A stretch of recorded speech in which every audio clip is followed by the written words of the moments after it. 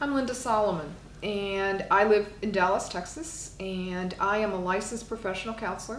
I'm a licensed marriage and family therapist, and I've spent 24 years in private practice working with individuals, couples, and families and listening to any and every type of issue that we all can create in our lives. So approximately 6 years ago, I was invited to go to an interdisciplinary training in what was new to me, a concept called collaborative law.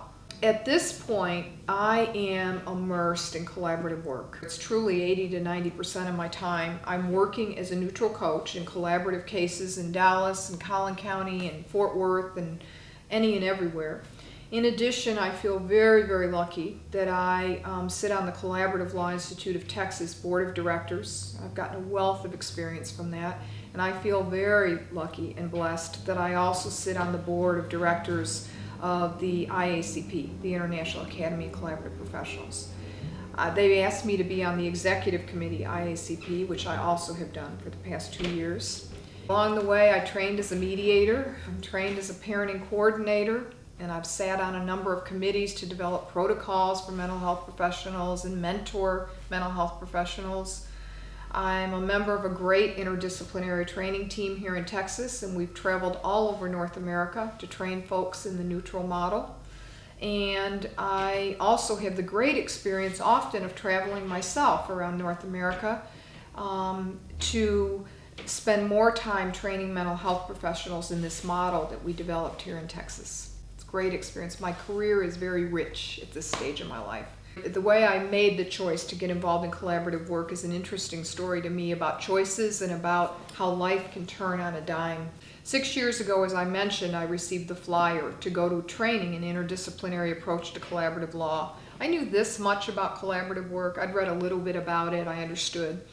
But at that point, I looked at the flyer, and in all honesty, I looked at the cost of the 2-day training, and I took the flyer and I just threw it on the island in my kitchen and said, that is way above, as a therapist, what I would typically pay for a 2-day training. Not going to do it. It would choke me financially right now.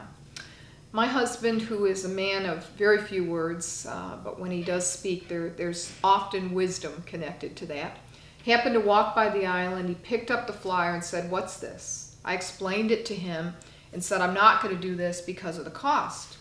And David sat down at the table and he did this. He put his finger in the air. And I'm looking at him going, what? What does this mean?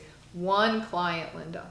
All it would take is one client that would come out of that training, and the cost money you would invest would come back to you. As a result of those words, I went to that training. That's the first really interesting piece around that for me. Secondly, when we went to the training, as in most interdisciplinary trainings, as it should be, I believe, we were seated at round tables, and we were asked to sit next to someone who's not in our discipline, i.e. financial professionals or lawyers, since we're going to start working together as a team.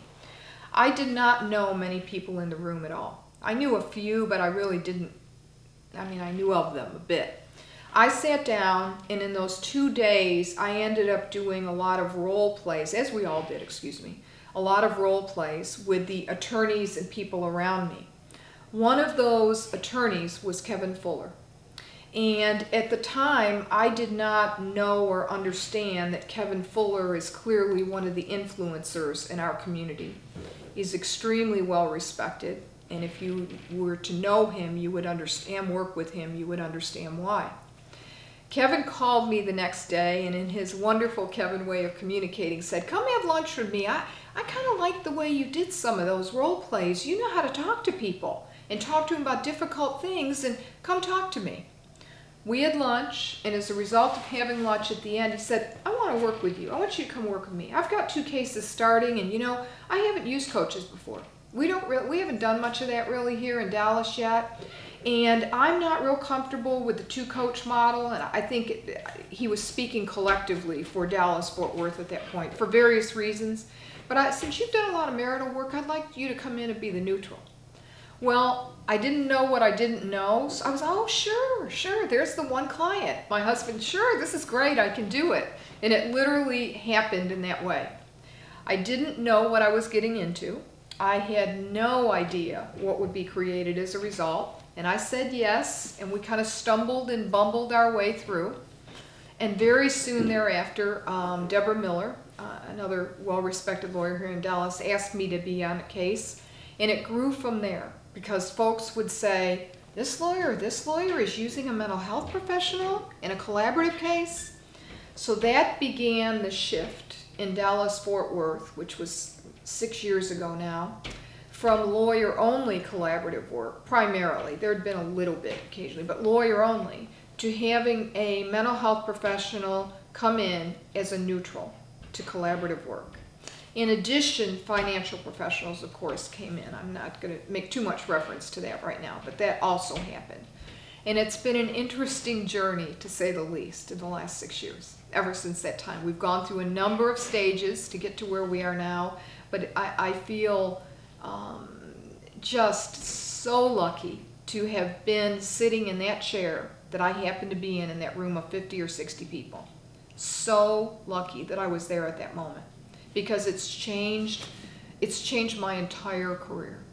And I feel also very proud to be part of something that truly, truly makes a difference for families, because I've seen it happen over and over and over and over now for 6 years. At this point, I've probably worked on somewhere in the range of 150 to 175 collaborative divorce matters. Those, just for reference purposes, those have ranged from a couple of folks that were literally just dividing debt, and one of whom was just going to divide debt and file for bankruptcy, to the other extreme of an estate that was somewhere around just under $1 billion. And it's been everything in between. There have been couples, the other thing I'll say about that is a couple that jumps out to me had been married for less than a year, and she was pregnant at the time with their first baby, to a number of couples that have been married between 30 and 40 years. And children, we've had pregnancy all the way to adult children, no children. I've worked on a number of matters with gay or lesbian couples that I want to respectfully end civil unions, a couple of whom have also had children involved. So the wide range of experience has been an amazing education for me, an amazing education. But what I will say about it, no matter the amount of size of the estate, no matter what the relationship, no matter the age of the couple, the age of the children, the impact on families is often, you can often almost put it in your hands and feel it and measure it.